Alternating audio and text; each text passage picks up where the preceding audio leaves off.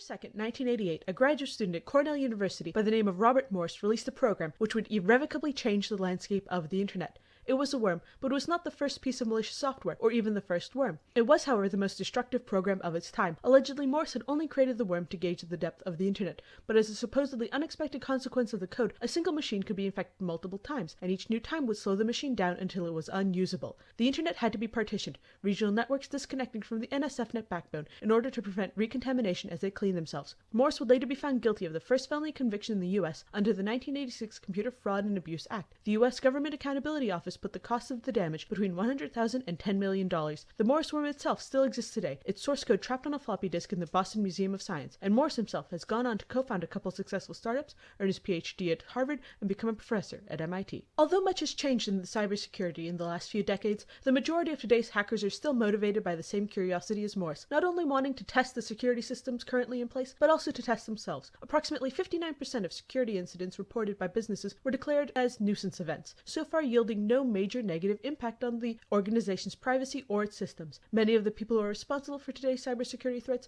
are just as motivated by prestige and notoriety, or even political and ideological beliefs, as they are motivated by money. That being said, money is still a major motivator. Programs inspired by Morse's and other early worms are becoming one of the most costly dangers of our modern world. As of 2017, the cost of ransomware attacks alone has hit $5 billion for organizations globally, with a single data breach costing an average company $3.8 million.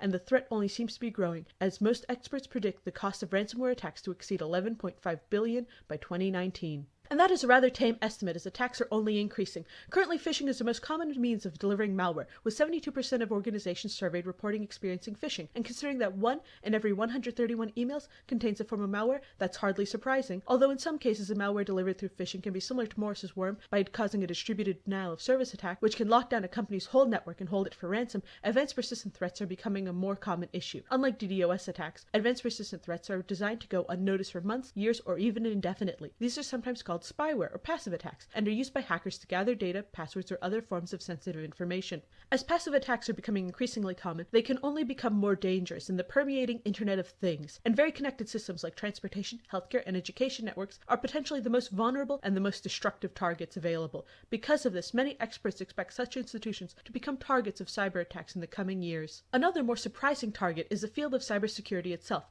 Aside from the almost poetic irony of malware exploiting the antivirus software intended to stop it in the first place, most forms of antivirus solutions already have wide access to a customer's network, so many hackers see the appeal in subverting these systems for their own purposes.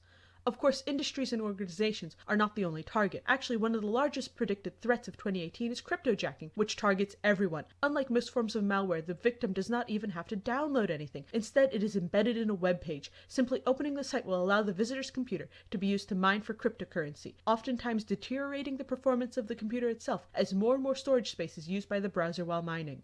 Although it is expected to become a common threat, in-browser cryptojacking is more of a nuisance than a danger. For truly dangerous threats, one needs look no further than worms. Just like Morse's worms decades ago, these programs are still wreaking havoc. If the attacks of WannaCry and TrickBot of 2017 are any indication, they are only becoming more destructive. The cost of the damage done by these two alone easily being in the billions of dollars. And the advancement and use of AI and machine learning with worms will only allow these programs to be more efficient at seeking out exploits, allow them to better hide and camouflage themselves when they come across security programs, and even enable the malware programs themselves to craft more human-like fake messages for phishing attacks. But the hackers are not the only ones using AI. Currently, many cybersecurity companies are investing in AI, machine learning, and neural networks to predict potential attacks, as well as identify existing exploits. The driving force behind the ever-changing cyber threat landscape is not only advancing technologies, but also the technical arms race between hackers and cybersecurity. Just as hackers often use Trojan horses and phishing, cybersecurity programmers are not above trickery of their own. Many in-house security networks will create caches of fake data, while some even go as far as to create a sandbox or a trap for the would-be hackers who come across the decoy. With more than 4,000 ransomware attacks occurring per day, it seems like an unfair battle between hackers and the security systems. It is physically impossible for the number of security personnel to handle that many attacks on a daily basis. But they do not need to.